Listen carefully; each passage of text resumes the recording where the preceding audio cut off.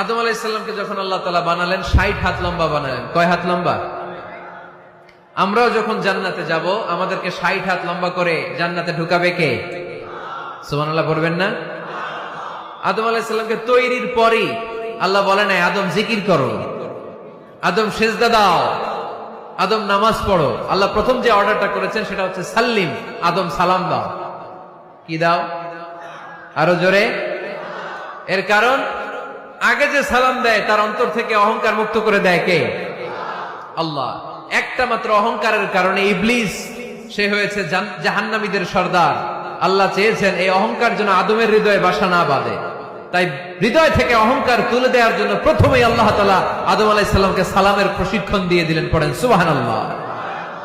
সাইয়েদনা আদমকে তৈরির পরে আল্লাহ বললেন, আদম সাল্লিম আলা উলাইকান নাফার, ও আদম সিজদা দেওয়ার দরকার নাই।